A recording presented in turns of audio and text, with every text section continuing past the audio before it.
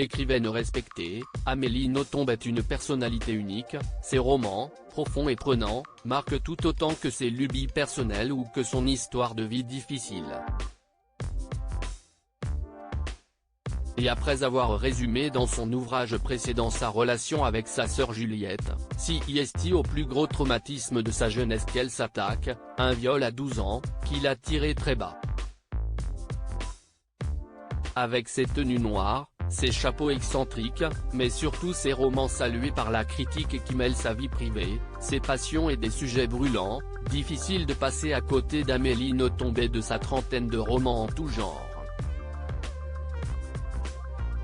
Mais le dernier, Psychopompe, aborde un sujet difficile, qu'elle a tué pendant trop longtemps, le viol subi à l'âge de 12 ans par 4 hommes, alors qu'elle était en vacances au Bangladesh. En interview pour nos confrères du magazine Elle a d'ailleurs accepté de raconter ce moment difficile, qui l'a traumatisé longtemps.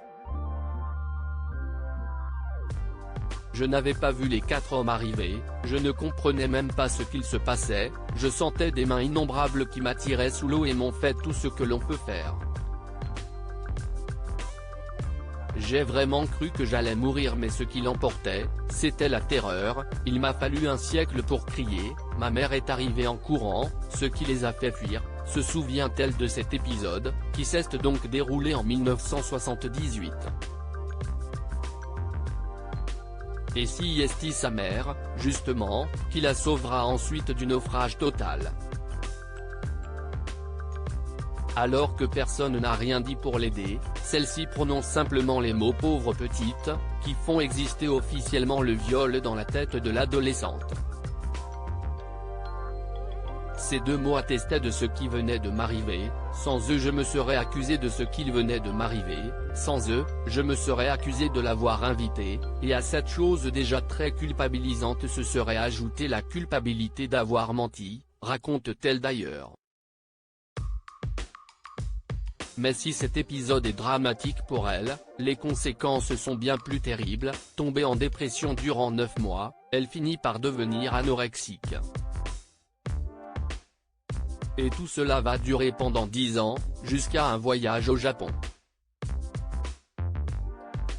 Ces 9 mois ont de très loin été les plus horribles, c'était l'horreur tout le temps, c'était en boucle dans ma tête, je suis dégradé, disqualifié, je ne vaux plus rien, cette vie ne vaut plus rien relate-t-elle d'abord à nos confrères de Elle.